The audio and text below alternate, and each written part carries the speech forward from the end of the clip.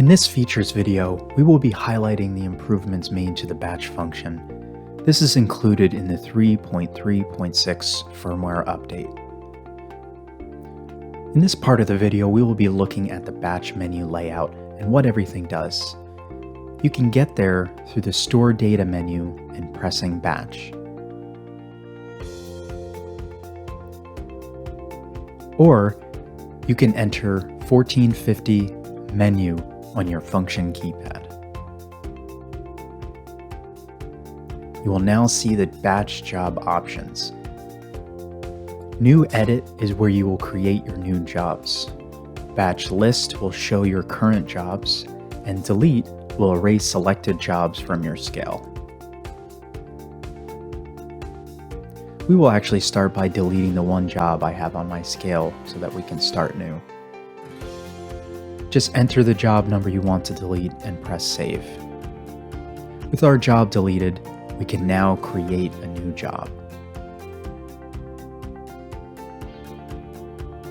Job number is a reference number and will not show on your label. We can create up to 99 jobs on our scale. Now select the department and PLU number for the job that you want to create. You can only create jobs for non-weight or by-count PLUs, so if you get a check weight error, this PLU is not qualified. Please check and make sure that it is not a by-weight PLU. Label quantity is how many labels you want to print for this batch job. To test, we will do 3 labels. The lot number allows you to add a layer of traceability or reference to your jobs. These can be numbers or letters and will appear on your label with the proper field, which we will show later. Enter the number and press Save. With our job created, I will check the list and see it was entered correctly. Now we can see all of the details for our job. In the next part, we will show how to create the batch shortcut key.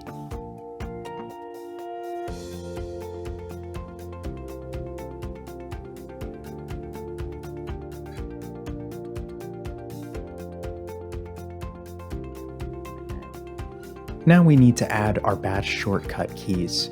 You will need the batch function key to print your jobs, so we will assign that key first. You can also add the edit batch key and reprint batch key, which we will show later. I've already assigned the batch key to my main screen, so we will add one to our department page. If you've never added a function key before, use the edit key on the right side, then select the key you wish to change. Now select type 2 for function, then select the function key you want. The batch key is number 29. Edit batch and reprint batch are 267 and 268. Once done, press the save key. It will auto move to the next speed key, so return to the main page by pressing previous. Now we see our batch key. Make sure to turn the edit key mode off. Selecting the key will bring you to the print selection screen. But first, we need to jump over to Label Editor and make sure that our label has the proper batch fields. Ensure that you have updated your CLWorks Pro software to version 1.2.18 or later. In Label Editor, we need to open a label we want to add the fields to. I have a pre-made label that I've already added the fields to. The 2 fields that you can add are the lot number and the label number. Always make sure when adding new fields that you add static text so that it shows on your label.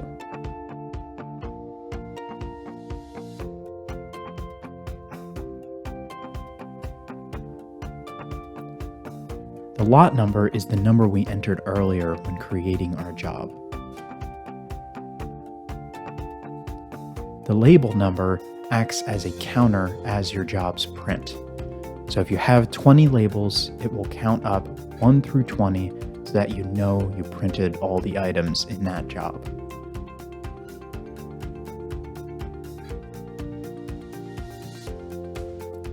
Now I will delete these fields to show you how to add them.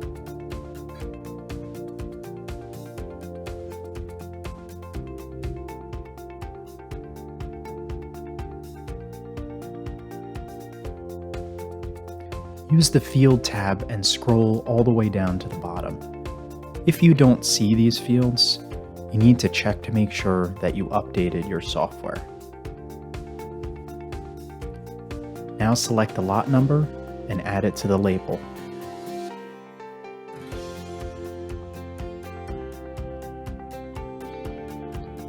Do the same for the label number.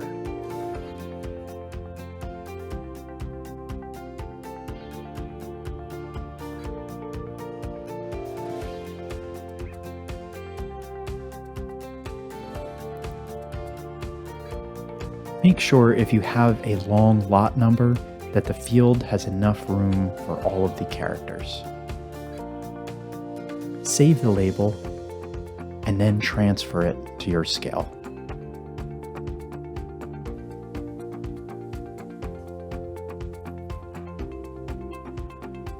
With our label fields added, we are ready to use the batch key to print our job. Simply select the job from the list that you wish to print. You will be prompted to confirm the label quantity. This allows you a chance to correct a mistake. If you entered the wrong amount, select No and correct the issue. You'll then be prompted with a peel off and rewind motor prompt. Since I'm using CAS die cut labels, I'll select No.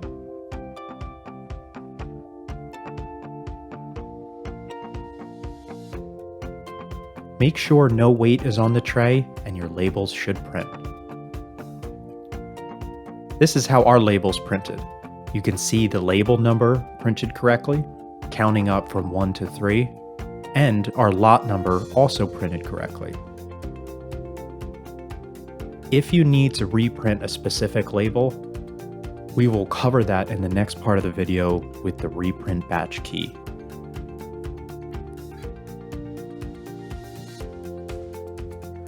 Okay, we already talked about the batch key. The other two function keys are edit batch, which is a shortcut to the 1450 menu.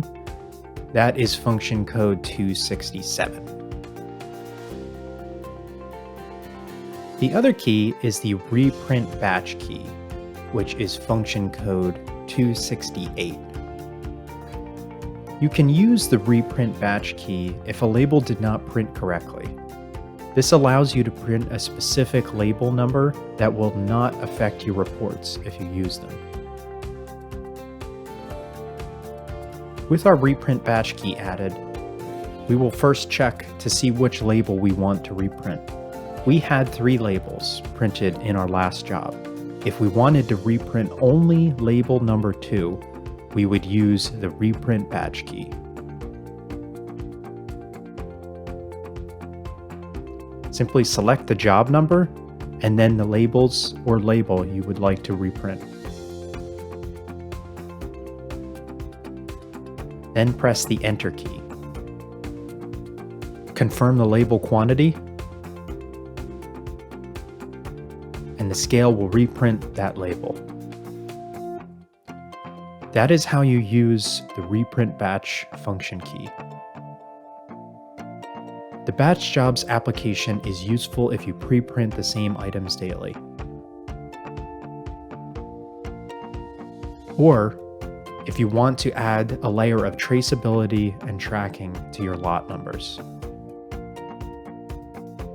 If you have more questions about the batch feature and the other improvements added in this update, a link will be posted in the video description to the new features page on our website. Here you can see instructions and links for helpful videos.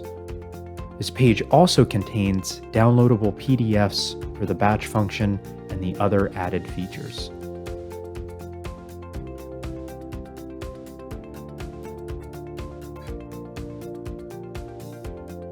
Thank you for watching this video. If you enjoy the content, please like and subscribe to be notified when we add more videos.